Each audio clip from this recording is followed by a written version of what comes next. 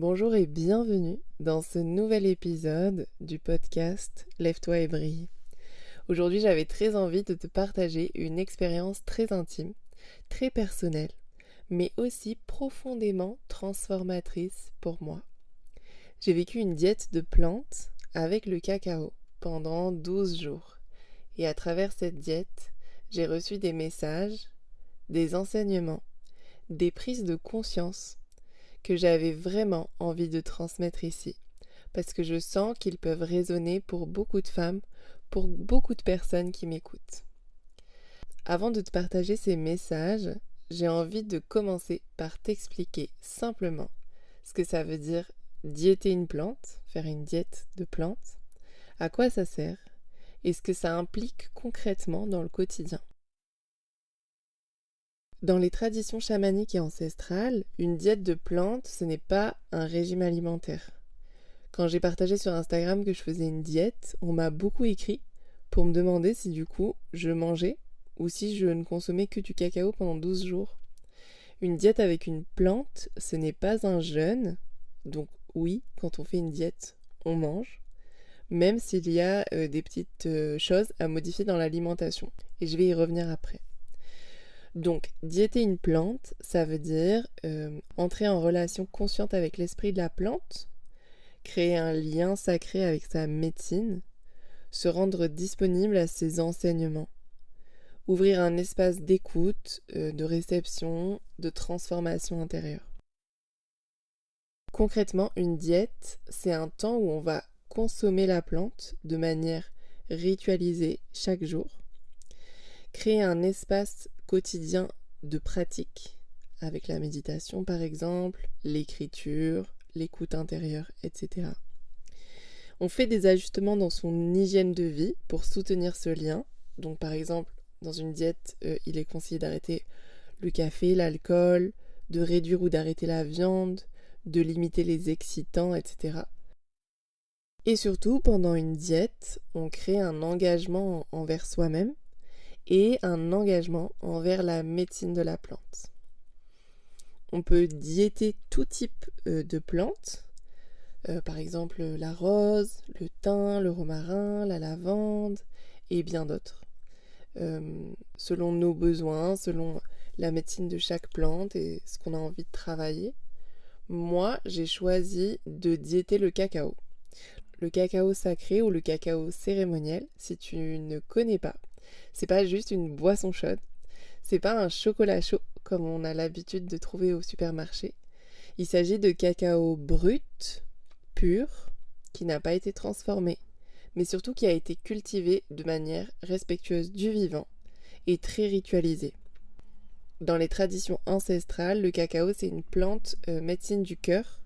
Le cacao vient travailler donc l'ouverture du cœur, la sécurité intérieure, la reconnexion à soi et à l'autre, la libération émotionnelle, la mémoire du corps, les blessures d'enfance, etc., etc., etc. C'est une médecine très douce, mais très profonde. Une médecine qui ne brusque pas, mais qui révèle. Qui ne force pas, mais qui met en lumière. Qui ne détruit pas, mais qui transforme. Moi, ça fait peut-être 1 an et demi que j'ai été formée à la transmission du cacao. J'ai beaucoup expérimenté de mon côté avant de le transmettre, mais uniquement en consommant le cacao de manière ponctuelle, jamais lors d'une diète de plusieurs jours. Depuis tout ce temps, j'avais très très envie de faire une diète, mais pendant tout ce temps, j'ai attendu. J'ai attendu le moment parfait, j'attendais que les conditions soient idéales. J'attendais d'avoir plus de temps, que ce soit plus simple, que mon quotidien soit plus calme. Je te remets dans le contexte. J'ai 2 jeunes enfants, de 2 et 3 ans. Lorsque j'étais enceinte du deuxième, j'ai décidé de me former et de me reconvertir pour devenir prof de yoga. J'ai ouvert mon entreprise, donc avec 2 bébés qui avaient uniquement 16 mois d'écart, un compagnon qui travaille en horaire décalé, la pression de devoir, entre guillemets, réussir ma reconversion, c'est-à-dire faire en sorte que cette jeune entreprise nous permette de payer les factures pour pas mettre en difficulté ma famille, forcément. Donc avec 2 enfants en bas âge, une entreprise toute jeune, les cours de yoga que je donnais, un compagnon en horaire décalé, des nuits souvent trop courtes. Je me disais toujours, c'est pas possible pour moi de faire une diète, j'ai pas le temps. J'ai pas le temps de trouver un moment tous les jours. C'est pas le bon moment. Je ne pourrais pas m'engager, en tout cas pas correctement. Et aussi, je sais pas par où commencer, comment procéder. Je n'ai jamais fait de diète, etc. Et puis, il y a une personne que j'aime beaucoup qui s'appelle Lauriana, si tu passes par là. Elle a proposé une diète collective de plantes sur 12 jours. Donc chacune choisissait la plante qui l'appelait pour cette diète. On pouvait échanger sur un groupe WhatsApp et on faisait donc cette diète de manière collective. D'ailleurs, j'en profite pour te glisser que si tu souhaites tenter l'expérience d'une diète de plantes, je te conseille vivement d'aller voir le compte Instagram de Lauriana qui s'appelle Le Cercle Vertueux. Elle a créé un super programme en ligne pour t'accompagner tout au long de tes 12 jours de diète avec des rituels, des audios, des intentions, etc. pour chaque jour. Moi, c'est ce que j'ai fait, donc j'ai suivi ce programme parce que même si je connais la médecine du cacao, je connais la méditation, c'est vrai que c'est super agréable de se laisser porter par quelqu'un d'autre. Exactement comme une prof de yoga aime bien aller prendre des cours de yoga avec d'autres profs de temps en temps, une masseuse apprécie d'aller se faire masser par quelqu'un d'autre, etc. Et là, c'était super agréable de suivre le programme que quelqu'un avait réalisé. Donc c'était un chouette moment. Donc quand Lauriana a proposé cette diète collective, j'ai senti que c'était le moment. Pas parce que ma vie était devenue parfaite, pas parce que j'avais du temps, pas non plus parce que tout était aligné extérieurement, mais parce que j'avais l'élan intérieur. Et j'ai fait cette diète dans ma vraie vie, avec les enfants qui criaient, avec les jouets sur la table, avec les contraintes du quotidien, avec parfois des dégustations de cacao interrompues. Rien n'était beau, rien n'était parfait, rien n'était instagrammable dans cette diète, mais tout était vrai. Et surtout, j'étais engagée envers moi-même et j'étais engagée envers la médecine du cacao. Je crois que si j'ai attendu aussi longtemps, c'était surtout par peur de ne pas bien faire. En tout cas, de ne pas réussir ma diète comme on l'imagine. De ne pas réaliser cette diète dans le silence, avec un bel hôtel dédié à la pratique, etc. Et finalement, avant même de démarrer la diète, j'ai déjà commencé à comprendre que cette diète, elle serait pas forcément comme on l'imagine, qu'elle ne serait pas parfaite, mais qu'elle s'intégrerait parfaitement dans mon quotidien imparfait. Donc concrètement, cette diète, c'était 12 jours où je prenais une petite demi-heure pour moi, pour cette pratique, pour me dédier à la plante et à ses enseignements. Je dégustais mon cacao avec une intention, je faisais ma méditation et je notais tout dans mon carnet. Cette expérience a été très riche au travers de cet engagement envers cacao, mais aussi au travers des méditations. J'ai pris conscience de plein de choses. Certaines choses plus intimes, plus personnelles, que je partagerai pas forcément ici, mais d'autres pour lesquelles j'ai vraiment eu l'élan de les partager parce que je sens que ça peut résonner pour de nombreuses personnes. Le premier enseignement, le premier message que j'ai reçu avant même que la diète ne commence, c'est qu'il faut arrêter d'attendre le moment parfait. Parce que si tu attends, ce moment risque de ne jamais se présenter finalement. Pendant 2 ans, ou en tout cas 1 an et demi, j'ai attendu. Et finalement, le bon moment, c'était pas un moment qui était extérieur, c'était un choix intérieur. Le bon moment, il s'est présenté uniquement le jour où c'est moi qui ai enfin dit « allez, j'y vais ».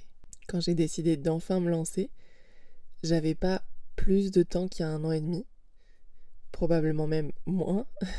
J'avais pas moins de contraintes dans ma vie. J'avais pas une vie plus simple. Mais j'ai décidé de créer l'espace, même s'il n'était pas parfait. Comme j'ai dit, parfois, je buvais mon cacao et les enfants mangeaient à côté de moi et ensuite je les mettais à la sieste et je faisais ma méditation et mon temps d'écriture pendant leur sieste. Donc parfois c'était chaotique. Parfois je m'arrêtais au milieu de la tasse pour faire un peu la police entre mes 2 garçons qui se disputaient. Donc c'était pas tel qu'on l'imagine, mais en tout cas j'étais engagée. Et ce simple engagement, même s'il est imparfait, c'est déjà un acte de guérison. C'est déjà un acte d'amour envers soi, un acte de respect envers soi. Parce que finalement, oui, la plante utilisée, elle a sa propre médecine et on s'engage envers elle, bien sûr. Mais c'est aussi un moment entre soi et soi-même. Est-ce que je suis capable de me faire passer avant les machines qui attendent d'être étendues, avant mes cours de yoga qui ont besoin d'être préparés? Est-ce que je suis capable de tout arrêter pour aller regarder vraiment ce qui a besoin d'être vu, sans fuir, sans trouver d'excuses, chaque jour, pendant 12 jours? Le deuxième message que je voulais te partager aujourd'hui, c'est qu'il faut arrêter de vouloir tout faire parfaitement. Arrêter de vouloir être la bonne élève. Dans une des méditations guidées du parcours de Loriana, on nous demandait de visualiser quelque chose et moi je voyais pas du tout ce qui était décrit. Je voyais complètement autre chose. À la place, je voyais un Yeti très en colère qui tapait sur les murs. J'ai compris très rapidement que ce Yeti représentait ma colère du moment. Parce que pendant la diète, j'ai traversé une période où je me sentais très agacée, très en colère, beaucoup plus irritable que d'habitude. Et ma première réaction intérieure, qui a duré quelques secondes quand j'ai vu ce Yeti, c'est « Bah non, c'est pas ça la visualisation, c'est pas ce qu'on demande, c'est pas le moment. Je sais que tu représentes ma colère, mais là non, c'est pas maintenant. » Et ça, cette réaction, elle a plusieurs raisons.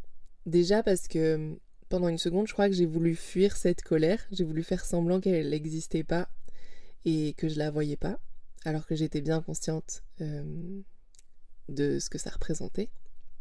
Et aussi, je crois que c'était une manière de vouloir bien faire les choses. J'adore la méditation guidée, tu dois t'en douter. Et je prends pas assez le temps d'en faire pour moi. Et je voulais vraiment expérimenter l'expérience telle qu'elle avait été conçue. Donc je voulais vraiment visualiser ce qu'elle avait demandé. Pourtant, même moi, dans mes méditations guidées en présentiel, j'explique toujours aux gens que moi, je les invite à visualiser quelque chose, mais qu'il n'y a jamais d'obligation.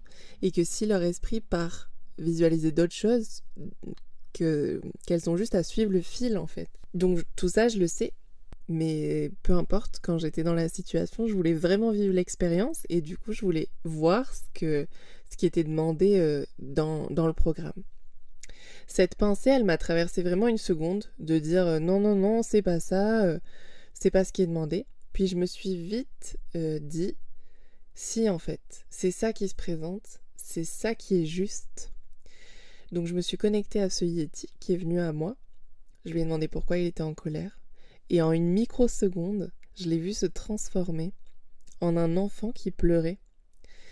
Un enfant qui disait « Je suis en colère parce que j'ai l'impression qu'on ne m'écoute pas, qu'on ne m'entend pas, et que le seul moment où on m'écoute, c'est quand je crie. J'ai l'impression de ne pas exister. » Et là, avec cette image, j'ai compris que finalement, cette colère que je vivais à ce moment-là, c'était pas tellement à cause de mes enfants qui voulaient pas ramasser leurs jouets quand je leur demandais de les ramasser. C'était pas non plus parce que mon compagnon n'avait pas forcément écouté une de mes demandes. C'était pas seulement dû à ce qui se passait à l'extérieur de moi, mais c'était beaucoup plus en lien avec une vieille blessure, une mémoire intérieure, une sensation profonde de ne pas être entendu, de ne pas être écouté, de ne pas être vu. Et j'ai compris que parfois, la vraie guérison, elle commence quand on arrête de vouloir tout bien faire et qu'on commence à écouter ce qui se présente vraiment là à l'intérieur, même si c'est pas confortable, même si c'est pas beau. On a une parfaite transition vers le troisième message de cette diète qui pour moi est fondamental. Le message, l'enseignement, c'est que l'autre est ton miroir. Si quelque chose t'énerve chez quelqu'un, si un comportement te met en colère, si une situation te frustre, demande-toi, qu'est-ce que ça touche chez moi? Qu'est-ce que ça révèle en moi? Quelle blessure intérieure est activée par cette situation ou cette personne? Quelle mémoire est réveillée? Parce que rappelle-toi que tu ne pourras jamais changer l'autre. Tu ne pourras jamais contrôler l'autre. Tu ne pourras jamais transformer la personne qui est en face. Par contre, tu peux te transformer toi. Et ça, c'est reprendre son pouvoir personnel. Au lieu de subir, tu reprends ta responsabilité émotionnelle. Tu reprends ta souveraineté. Tu reprends ton axe. Tu reprends ton pouvoir personnel. Et pour moi, c'est un message central. Il faut arrêter d'accuser, ne pas projeter, ne plus se victimiser, mais se responsabiliser. Reprendre son pouvoir, se regarder avec amour et se transformer de l'intérieur. C'est ça la vraie guérison. Concrètement, dans cette situation, ça faisait des jours que j'avais l'impression que mes deux garçons étaient particulièrement difficiles, qu'ils n'écoutaient rien avec moi, alors qu'avec tous les gens autour, ça allait très bien. Je me disais qu'ils me challengeaient, que c'était injuste, que ça me mettait en colère. Et quand j'ai compris que ça me renvoyait simplement à la petite Nawel, qui parfois ne se sentait pas vue, eh bien, j'ai pu lui donner beaucoup d'amour. Et comme par hasard, mes enfants ont changé de comportement. La leçon à retenir, c'est change ton monde intérieur et le monde autour de toi changera. Ici, je t'ai partagé 3 grandes clés qui, je pense, pourront te parler. Mais cette diète, c'était vraiment un nombre de messages et de synchronicités incroyables. C'était d'une richesse intense. Quand tu ouvres ton cœur et que tu fais de la place, crois-moi, il se passe des choses magiques. Je te donne juste un exemple.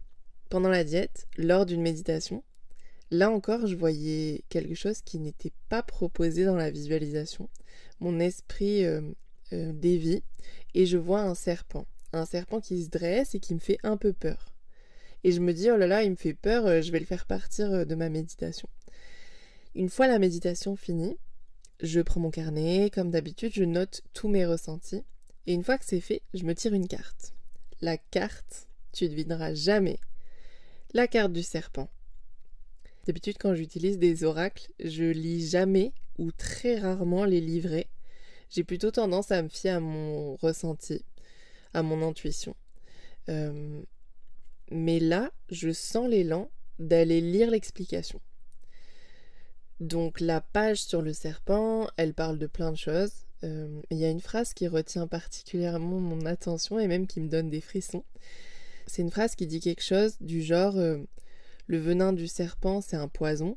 Il peut être mortel, mais dans certaines tribus et pour certaines occasions, le venin, on l'utilise aussi parfois comme un antidote. Quelle belle leçon, pas vrai ? Tout n'est pas toujours positif ou négatif. Tout n'est pas blanc ou noir. Et ça, on peut l'appliquer à chaque épreuve de la vie. Toutes les expériences, même celles qui te semblent difficiles, sont des expériences. À toi de voir par quel angle tu as envie de les regarder. Est-ce que tu as envie de voir ce venin comme un poison ou comme un antidote ? Je conclurai cet épisode en disant que cette diète cacao m'a appris plusieurs choses. On n'a pas besoin de conditions parfaites pour se choisir. On n'a pas besoin d'une vie parfaite pour s'engager. On n'a pas besoin de tout faire parfaitement pour guérir. La médecine agit même dans l'imperfection. L'important, c'est la sincérité, la présence et l'écoute. Et surtout, cette diète m'aura appris que la vraie transformation commence quand on arrête de chercher à l'extérieur et qu'on commence à regarder à l'intérieur. Si cet épisode résonne pour toi et si tu as envie de me partager ce que ça fait émerger en toi, tu peux m'écrire sur les réseaux sociaux. N'hésite pas à partager avec quelqu'un qui a besoin d'entendre ces mots. Et surtout, prends ce qui résonne, laisse le reste et fais-en ton propre chemin. Merci de m'avoir écouté. Prends une grande inspiration. Expire. Lève-toi et brille.